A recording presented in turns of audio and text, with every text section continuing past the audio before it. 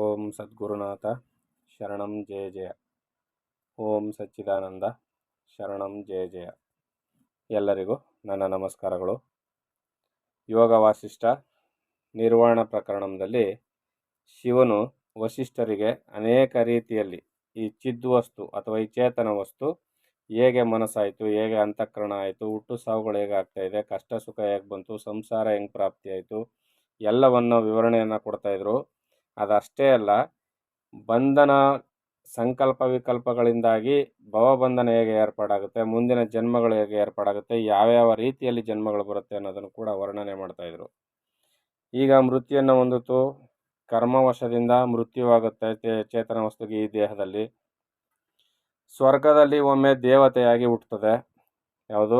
ಈ ಚೇತನ ವಸ್ತು, ಚಿದ್ವಸ್ತು ಅಥವಾ ನಾವುಗಳು ಸ್ವರ್ಗದಲ್ಲಿ ಒಮ್ಮೆ ದೇವತೆಯಾಗಿ, ಪಾತಾಳದಲ್ಲಿ ಒಮ್ಮೆ ನಾಗಿಯಾಗಿ, ದೈತ್ಯ ಲೋಕದಲ್ಲಿ ಒಮ್ಮೆ ಅಸುರಿಯಾಗಿ, ಭೂಮಂಡಲದಲ್ಲಿ ಮಾನವಿಯಾಗಿ, ರಾಕ್ಷಸ ಲೋಕದಲ್ಲಿ ರಾಕ್ಷಸಿಯಾಗಿ, ಕಾಡಿನ ನಡುವೆ ಕಪಿಯಾಗಿ, ಗಿರಿಶಿಖರದಲ್ಲಿ ಸಿಂಹವಾಗಿ, ಕುಲಪರ್ವತದಲ್ಲಿ ಕಿನ್ನರಿಯಾಗಿ, ದೇವಗಿರಿಯಲ್ಲಿ ವಿದ್ಯಾಧರಿಯಾಗಿ, ವನಮಧ್ಯದಲ್ಲಿ ವ್ಯಾಲಿಯಾಗಿ, ತರುವಿನಲ್ಲಿ ಲತೆಯಾಗಿ, ತರು ಅಂದರೆ ಮರಗಿಡಗಳಿರ್ತಾವಲ್ಲ ಅದರಲ್ಲಿ ಲತೆಯಾಗಿ, ಗೂಡಿನಲ್ಲಿ ಹಕ್ಕಿಯಾಗಿ, ತಪ್ಪಲಿನಲ್ಲಿ ಹಂಬಾಗಿ, ವನದಲ್ಲಿ ಮೃಗಿಯಾಗಿ ಹುಟ್ಟಿರುವುದು ಈ ಚೇತನ ವಸ್ತು ಚಿದ್ವಸ್ತು ಅಥವಾ ನಾವುಗಳು. ಹೀಗೆ ನಾನಾ ಥರದ ಜನ್ಮಗಳು, 84 ಲಕ್ಷ ಜೀವರಾಶಿಗಳಲ್ಲಿ ಯಾವ ಅವತಾರ ತಾಳಿದೀವೋ, ಏನೇನಾಗಿ ಹುಟ್ಟಿದೀವೋ ಇದೆಲ್ಲ ಸಂಕಲ್ಪದ ಬಲದಿಂದಲೇ ನಾನು ಮಾಡ್ಕೊಂಡಿದ್ದೆ ಹೊರತು ಅನ್ಯರು ಮಾಡಿದ್ದಲ್ಲ. ಆ ಅನ್ಯರು ಅನ್ನೋ ಪದ ಇಲ್ಲವೇ ಇಲ್ಲ. ಯಾಕೆ? ಇರ್ತಕ್ಕಂಥದ್ದೆಲ್ಲ ಚಿದ್ವಸ್ತುವೆ.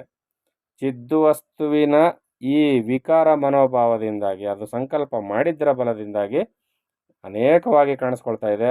ಆ ಅನೇಕವು ಅನೇಕ ರೀತಿಯಲ್ಲಿ ಸಂಕಲ್ಪ ಮಾಡಿ ಈ ವಿಚಿತ್ರ ಜಗತ್ತನ್ನು ಅನುಭವಿಸ್ತಾ ಇದೆ.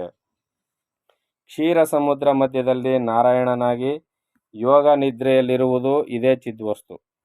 ಬ್ರಹ್ಮಲೋಕದಲ್ಲಿ ಕಮಲ ಸಂಭವನಾಗಿ ಧ್ಯಾನದಲ್ಲಿರುವುದು ಇದೇ ಚಿದ್ವಸ್ತು. ಕೈಲಾಸದಲ್ಲಿ ಕಾಂತಲಿಂಗಿತ ಕಾಯವಾಗಿ ಪರಶಿವನಾಗಿರುವುದು ಇದೇ ಚಿದ್ವಸ್ತು. ಅಂದರೆ ನಾನೇ, ಆ ಚೇತನ ವಸ್ತುವೆ. ಸ್ವರ್ಗದಲ್ಲಿ ಇಂದ್ರನಾಗಿ ಭೋಗ ಪಡುತ್ತಿರುವುದು ಇದೇ ಚಿದ್ವಸ್ತುವು. ಅಂದರೆ ಅದು ಕೂಡ ನಾನೇ ಆಗಿದ್ದೀನಿ. ಮತ್ತು ನನಗೆ ಯಾಕೆ ಇಷ್ಟೊಂದು ದುಃಖ ಅಂದರೆ, ಇಲ್ಲಿ ವ್ಯಷ್ಟಿ ರೂಪದ ದೇಹದಲ್ಲಿ ಸೇರ್ಕೊಂಡಿರ್ತಕ್ಕಂಥ ಪರಮಾತ್ಮನ ಬಿಂಬದ ಪ್ರತಿಬಿಂಬವಾದ ಜೀವಾತ್ಮ ನಾನು ಅಂದ್ಕೊಂಡು ನಾನು ಅಂದಿದ್ದರಿಂದ ಆ ಮಿಕ್ಕ ಎಲ್ಲವೂ ನಾನು ಅನ್ನೋದಕ್ಕೆ ನನ್ನಿಂದ ಸಾಧ್ಯ ಆಗ್ತಾಯಿಲ್ಲ. ಯಾಕೆ? ಅಜ್ಞಾನ. ಸಂವಿತ್ ಸ್ವರೂಪವಾಗಿರುವ ಈ ಚಿತ್ತೆ ಸೂರ್ಯನಾಗಿ ದಿನವನ್ನು ಮಾಡುತ್ತಾ, ಮೇಘವಾಗಿ ವರ್ಷವನ್ನು ಕರೆಯುತ್ತಾ, ವಾಯುವಾಗಿ ಬೀಸುತ್ತಾ, ಪರ್ವತ ಮಹೋದಧಿಗಳಾಗಿ ಕಾಣುತ್ತಿರುವುದು. ದೇವತೆಗಳು ನಾನೇ, ತ್ರಿಮೂರ್ತಿಗಳು ನಾನೇ, ಅಷ್ಟದಿಕ್ಪಾಲಕರು ನಾನೇ, ಸೂರ್ಯಚಂದ್ರರು ನಾನೇ, ಬೆಟ್ಟ ಗುಡ್ಡಗಳು ಪರ್ವತಗಳು ನಾನೇ, ಎಲ್ಲವೂ ನಾನೇ ಆಗಿರುವ ಸತ್ಯವನ್ನು ಶಿವನು ಇಲ್ಲಿ ಹೇಳ್ಕೊಡ್ತಾ ಇದ್ದಾನೆ. ಅಂದರೆ ಎಲ್ಲವೂ ನಾನೇ ಆಗಿದ್ದೀನಿ ಅಂದಮೇಲೆ ಯಾವ ರೀತಿಯಲ್ಲಿ ನಾನು ಅರ್ಥ ಮಾಡ್ಕೋಬೇಕು? ಚೇತನ ವಸ್ತು ನಾನು ಸಂಕಲ್ಪ ಬಲದಿಂದ ಅನೇಕ ದೇಹಗಳನ್ನು ಹೊಂದಿದ್ದೀನಿ, ಅನೇಕ ದೇಹಗಳಲ್ಲಿದ್ದೀನಿ. ಅಜ್ಞಾನವನ್ನು ಆವರಿಸ್ಕೊಂಡು, ಮಾಯೆಯನ್ನು ನಾನೇ ಸೃಷ್ಟಿ ಮಾಡಿಕೊಂಡು, ನಾನೇ ಅದರಲ್ಲಿ ಜೇಡ್ರ ಹುಳು ಹೇಗೆ ಸಿಕ್ಕಾಕೊಂಡು ಬಲೆ ಕಟ್ಕೊಂಡು ತನ್ನೊಳಗೆ ತಾನೇ ಬಂದಿಯಾಗುತ್ತೋ ಆ ರೀತಿಯಲ್ಲಿ, ಆ ರೇಷ್ಮೆ ಹುಳು ಹೇಗೆ ಸಿಕ್ಕಾಕೊಳ್ಳುತ್ತೋ ಆ ರೀತಿಯಲ್ಲಿ ನಾನೇ ಬಂಧನ ಮಾಡಿಕೊಂಡು ಈ ರೀತಿಯಲ್ಲಿ ಆಗಿದ್ದೀನಿ. ತಾನೇ ಬೆಳಕು ಕತ್ತಲೆಗಳಾಗಿ ದಿನರಾತ್ರಿಗಳನ್ನು ಮಾಡುತ್ತಾ, ವಸಂತಾದಿ ಋತುಗಳನ್ನು, ಯುಗ ಮನ್ವಂತರಾದಿ ಕಾಲಮಂಡಲವನ್ನು ಸುತ್ತುತ್ತಿರುವುದು ಯಾವುದು? ಈ ಚಿದ್ವಸ್ತು, ಚೇತನ ವಸ್ತು. ಈ ಚಿತ್ತೆ ಕೆಲವೆಡೆಗಳಲ್ಲಿ ಬೀಜರಸ ರೂಪವಾಗಿ ವೃಕ್ಷಗಳಾಗಿ, ಇನ್ನು ಕೆಲವೆಡೆ ಮೌನವಾಗಿರುವ ಶಿಲಾಖಂಡಗಳಾಗಿ, ಮತ್ತು ಕೆಲವೆಡೆ ನೀರು ತುಂಬಿರುವ ನದಿಯಾಗಿ, ಇನ್ನು ಕೆಲವೆಡೆ ಕಮಲವನಗಳಾಗಿ ಇರುವುದು. ಹಂಗಾದ್ರೆ ನೀರು ತುಂಬಿರುವ ಹೊಂಡ ಕೆರೆಗಳು ಬಿದ್ದರೆ ಸತ್ತೋಗೋದಿಲ್ವ ನಾವು? ಅಂದರೆ ದೇಹ ಹೋಗುತ್ತೆ ಅಷ್ಟೇ, ಚೇತನ ವಸ್ತು ಎಲ್ಲೂ ಹೋಗಲ್ಲ. ಯಾಕಂದರೆ ಚೇತನ ವಸ್ತುವೇ, ನೀರು ಕೂಡ ಚೇತನ ವಸ್ತುವೇ ಆಗಿರ್ತದಲ್ಲ. ಅದರಿಂದ ದೇಹ ಹೋಗುತ್ತೆ, ಮತ್ತೊಂದು ದೇಹ ಬರುತ್ತೆ. ಇದು ಯಾಕಂದರೆ ಸಂಕಲ್ಪ.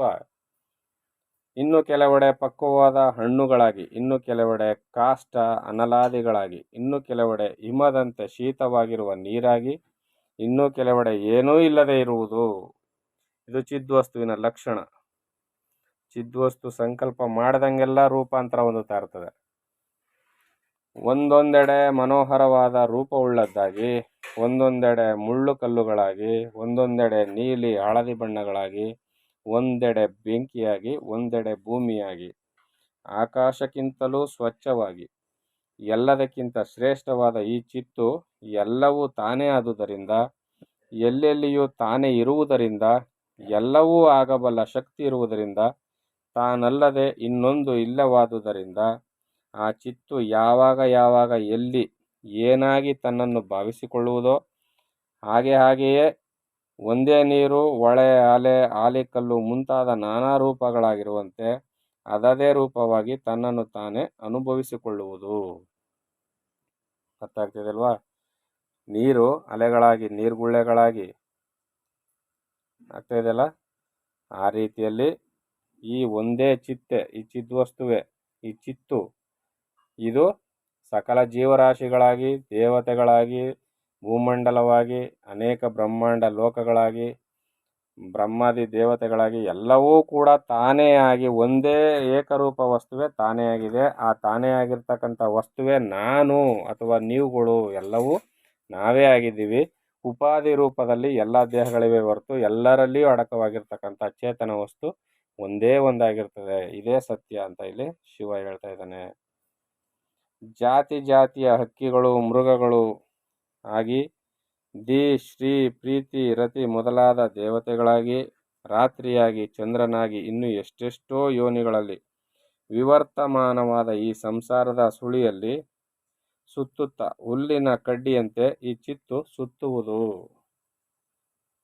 ವಿವರ್ತವೆಂದರೆ ಒಂದು ವಸ್ತುವು ತನ್ನ ಸ್ವಭಾವವನ್ನು ಬಿಡದೆ ಅನ್ಯ ವಸ್ತುವಿನಂತೆ ತೋರುವುದು. ಅಂದರೆ ನಾನು ಇಂಥ ವಸ್ತು, ಆದರೆ ನನ್ನ ಸ್ವಭಾವವನ್ನು ಬಿಡದೆ ಬೇರೆ ವಸ್ತುವಾಗಿ ತೋರುವುದು.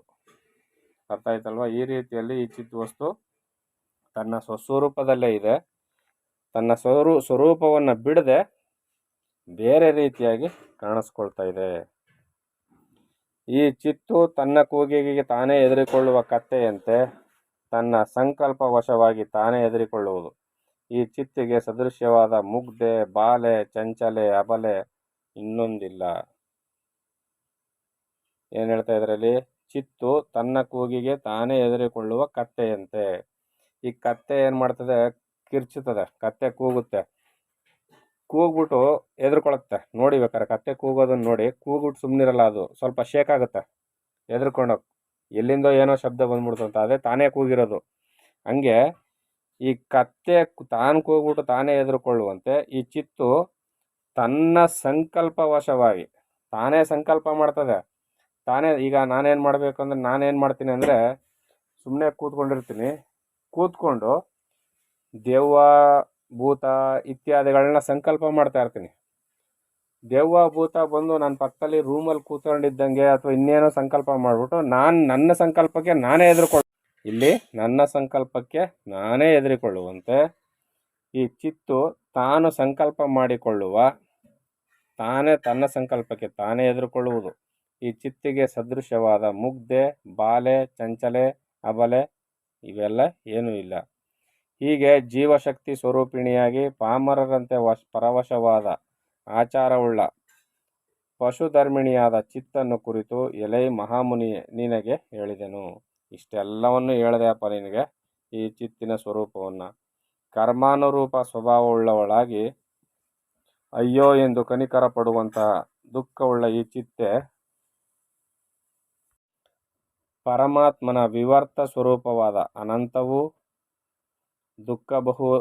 ದುಃಖಬಹುಲವೂ ಆದ ಈ ಸಂಸಾರವನ್ನು ಆಶ್ರಯಿಸಿರುವುದು ಅಥವಾ ಸಂಸಾರಕ್ಕೆ ಆಶ್ರಯವಾಗಿರುವುದು. ಈ ಚಿತ್ತು ತನಗೆ ಸಹಜವಾಗಿ ಇದ್ದರೂ ವಿನಾಶಿಯಾದ ಅಸತ್ಯೆಂಬ ಮಲವನ್ನು ಒಟ್ಟನ್ನು ಹಕ್ಕಿಯು ತೊಟ್ಟಿರುವಂತೆ ತಾನಲ್ಲದೆ ಇನ್ನೊಂದಿಲ್ಲವೆಂದು ನಂಬಿಸುವ, ಏನಂತದರಲ್ಲಿ ತಾನಲ್ಲದೆ ಇನ್ನೊಂದಿಲ್ಲವೆಂದು ನಂಬಿಸುವ ಅವಿದ್ಯೆಯಿಂದ ಅವ್ಯವಸ್ಥಿತವಾಗಿ ಹೋಗಿ ಗ್ರಹಿಸಿತು. ಅಂದರೆ ಅದು ಅದನ್ನು ತಿಳ್ಕೊಳ್ತು. ಈಗ ಅಕ್ಕಿಯಲ್ಲಿ ಒಟ್ಟಿರ್ತದಲ್ಲ, ಆ ರೀತಿಯಲ್ಲಿ ಇದು ಅಸತ್ಯೆಂಬ ಮಲವನ್ನು ಅಕ್ಕಿಯು ಒಟ್ಟನ್ನು ತೊಟ್ಟಿರುವಂತೆ ಈ ಚಿತ್ತು ಸಹಜವಾಗಿ ಅವಿನಾಶಿಯಾದ ಅಸತ್ಯೆಂಬ ಮಲವನ್ನು ತೊಟ್ಟುಕೊಂಡಿದೆ ಅಂತ ಹೇಳ್ತಾ ಇದ್ದಾರೆ. ಇನ್ನು ಗುರುಗಳು ಏನು ಹೇಳ್ತಾರೆ ಅಂತ ಮುಂದಿನ ಆಡಿಯೋದಲ್ಲಿ ನೋಡೋಣ. ಎಲ್ಲರಿಗೂ ಒಳ್ಳೆಯದಾಗಲಿ. ಓಂ ಸದ್ಗುರುನಾಥ ಶರಣಂ ಜಯ ಜಯ. ಓಂ ಸಚ್ಚಿದಾನಂದ ಶರಣಂ ಜಯ ಜಯ. ಹರಿ ಓಂ ತತ್ಸತ್. ಹರಿ ಓಂ ತತ್ಸತ್. ಹರಿ ಓಂ ತತ್ಸತ್.